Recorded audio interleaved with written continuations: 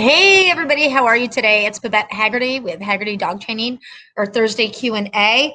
I'm a little bit behind schedule because I wanted to come on earlier, and I'm just going to get on my soapbox for a few minutes. I have a lot of things that are personal that are going on, so I have to get out of here very shortly. So a couple of things. I highly recommend the Cruella movie. It was a fun movie. It's not a kid movie. And the best part was that the Dalmatians, there were 3 Dalmatians featured in the movie, and they were all, acting a very vicious part. So hopefully people are not going to run out and get, their own Dalmatian this summer, because they did not put Dalmatians in a bright light. There were a couple of puppies at the end, but don't be fooled by puppies. Puppies are a lot of work, no matter the breed. So I do want to address that a little bit. When you're going out to get a dog, please, please, please do your research. It is super important. I see it all the time on like these moms groups on Facebook. Oh, I decided I wanted to get my family a dog. Which dog should I get? And then they get 50,000 different opinions from like all of these moms who think that their dog is the best dog. And maybe it's the best dog for them, but it's not necessarily the best dog for the person who's asking. And truthfully, this is the worst way to get advice as to what kind of dog to get. My recommendation is talk to breeders, talk to rescue groups, call your local veterinarian, ask them, what kind of health problems can I expect with this particular dog? Call your dog trainer. Your dog trainer is going to know the worst of the worst and has seen many of your breed of dog, no matter what you're going to get. And they're going to tell you all the downsides of that particular breed. Whereas your neighbor is never going to tell you how bad their dog is. They're going to tell you how perfect their dog is. So do your research. Another great book, and I'm looking around and it's not an arm's length, so it's okay. It's called Woman's Best Friend, Choosing and Training the Dog That's Right for You. You can get it on Kindle. You can get it on Amazon used because it is out of print for like 85 cents, okay? It's dirt cheap, but I'll tell you what, and I'm not just saying this because I wrote the book, but it's the only book out there that gives you an honest appraisal of purebred dogs and each breed out there and what you're going to fairly and reasonably expect from that breed of dog. Now, that's going to lead me to the next thing that I want to kind of get on my soapbox about. Reasonable expectations.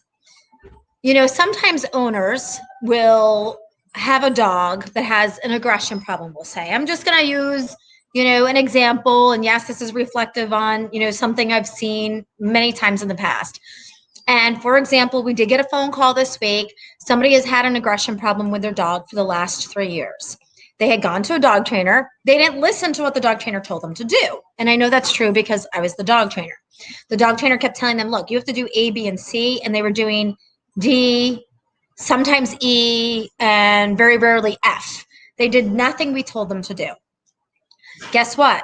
The aggression problem didn't go away. It got worse. Now they're expecting a baby. And what their goal was, one of their goals for their now 3-year-old aggressive dog that's growls at the wife, growls at the husband, growls at people, etc., etc., etc. They want their newborn baby to be able to roll around and play with their dog.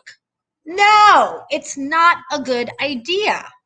Now, I can tell you, I have a book called Bringing Home Baby, and it's about baby safety.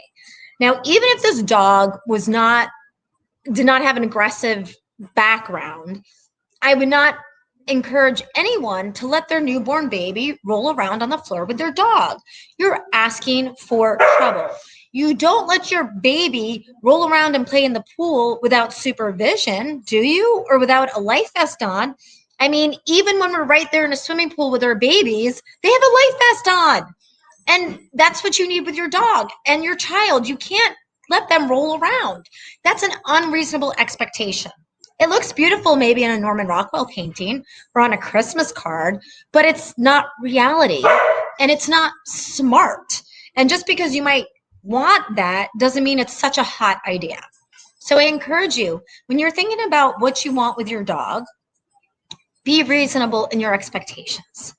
And if you have, if you seek professional help, and I think everybody should seek professional help with their dogs because it stops a lot of problems from developing. be aware that, if you are working with an honest and ethical dog trainer, they're going to tell you the truth, whether it's something you want to hear or not. So before you get mad at somebody for telling you something that's not what you want to hear, think about, why are they saying it? Maybe because it's the truth. So you have to be reasonable in your expectations and really think hard about, why is this person giving me this constructive criticism? Because they're doing the right thing by it. So be reasonable in your expectations with your dogs. I'm going to do a segment in a few weeks on safety around your kids, because summer is coming. This is the time of the year where most kids are bitten. So I'm going to just quickly transgress to the next thing, because I do have to get out of here. Rescue groups. Okay, so rescue groups. Please work with owners. I had a situation this week where the dog owner, she has a pit bull already. She adopted another pit bull. We could not get her in for training any earlier than, we tried. She was having problems with nipping. It was an exceptionally difficult dog for her. And truth of the matter is, every good dog trainer out there is booked. Even every bad dog trainer out there is booked. So be patient with people. And if someone needs to return a dog to you, okay, if you need to return your dog to a rescue group, you're not a bad person. Not every dog is perfect for that person. And this person called up the rescue group as she was supposed to and said, I can't handle it, and the rescue group yelled at her. And I felt that was really unfair. And if you've been watching the news, there are 9 German Shepherds. I think the number is still 9. 9 German Shepherds that have been dumped in different areas of Bergen County. They believe that all 9 of these German Shepherds were dumped by the same person, and these dogs were all related to one another, or are related to one another. Okay. And, that's what happens when people have to get rid of their dogs for whatever reason, whether we agree with it philosophically, ethically, morally, or not. That's what people will choose to do. And this woman who was trying to do right by the puppy realized that she didn't have the right puppy for her life for many different factors. When she went back to the rescue group where she got the dog, they yelled at her. Now, does this rescue group, would they prefer that this woman dump the dog somewhere? Not that this woman would even think of that, because she's not that kind of woman. But you know what? Let's not judge people on what their circumstances are, because we don't always know the whole story. And if someone comes to you for help with their dog, do your best to help them. You don't have to yell at them and make them feel worse than they already do. They probably already feel like a failure with their dog, and maybe that's what happened with this person with 9 German Shepherds. Again, I'm not condoning what this person did, dumping these dogs, and who knows what that story is. I mean, I'm sure more will be revealed.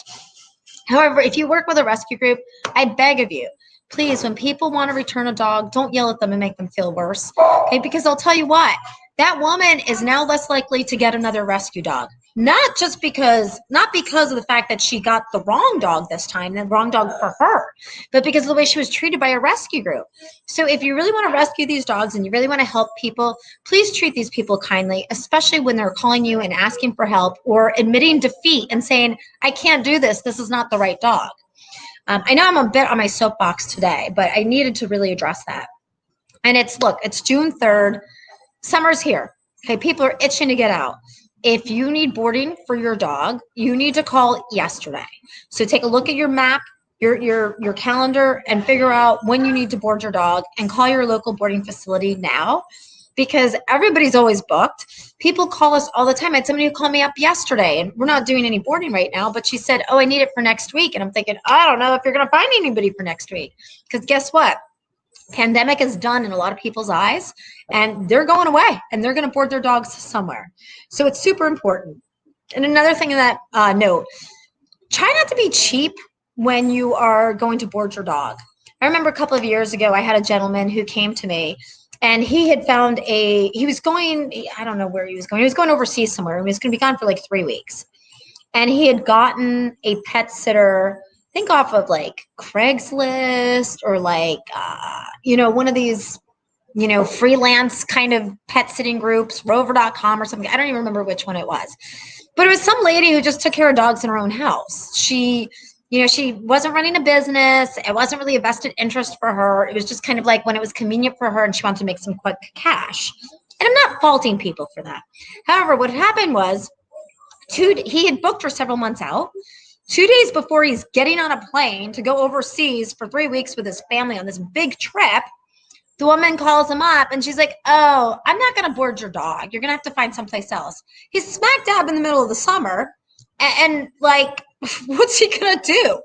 Fortunately, we were able to help him. I knew him. I had helped his mother with her dog before. So I was able to help him out, but he was kind of screwed. So you really have to be careful that, like, yeah, I hear people all the time, yeah, I don't want to spend $50 a night at the boarding kennel, blah, blah, blah, blah. I'm going to let somebody board the dog at their house. There was a situation a couple of years ago. Someone's dog got loose from the pet sitter. The pet sitter was just somebody who liked dogs, wasn't really well equipped to take care of dogs. They were watching someone's dog. The dog got loose. It was like a little fluffy dog. They found him by the highway or something like that, but they almost didn't get the dog back. And it was because you weren't hiring a professional sitter who knows what they're doing. You were hiring somebody that's just somebody who wants to make some quick extra cash and thinks, "Oh, I love dogs. I'm just going to play with dogs all day and get paid to do it." There's no vested interest. They have no insurance. They don't know proper etiquette and care and control of a dog. So before you become, penny wise and pound foolish, really investigate who is watching your dog. Make sure that they really know what they're doing. Don't be cheap and say, "Oh, I don't want to spend money on a boarding kennel. I'm just going to have little Johnny down the street take care of my dog."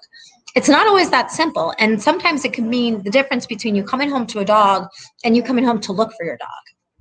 So I think that's it. I know I got on my soapbox a little bit today. I won't be on my soapbox so much next week, but I definitely encourage you, watch Cruella. It's a lot of fun. The soundtrack is awesome. I love the soundtrack. And anyway, you'll enjoy it. It's not just really a kid's movie. And I should look. I'm sorry, I didn't look at my things are blocked here. I just want to see if I have any comments here. Jenny said, "Yeah, shame on that rescue group. Who are these people to judge? That is our job, to educate them before, during, and post adoption. Must be available to them 24/7. Absolutely, Jenny. Thank you so much." And stay on that soapbox. I will. And Jenny, please put in the comments your rescue group, because I don't know that I've met you yet. And I apologize if I have and I don't remember.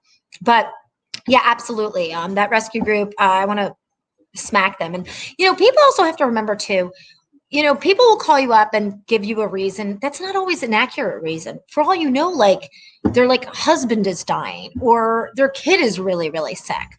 You have no idea what people are going through. So, try to treat people kindly. It's a good thing. Nobody gets hurt when you treat people kindly, whether, even if you get off the phone with them and you're like, "Oh, it's no, there's whatever," and you want to call them every 4-letter word in the book. Everyday Heroes Dog Rescue in Waldwick. Okay. Everyday Heroes Dog Rescue in Waldwick. Jenny, thank you so much. And go ahead and put your link in website in there. Anyway, I have to run.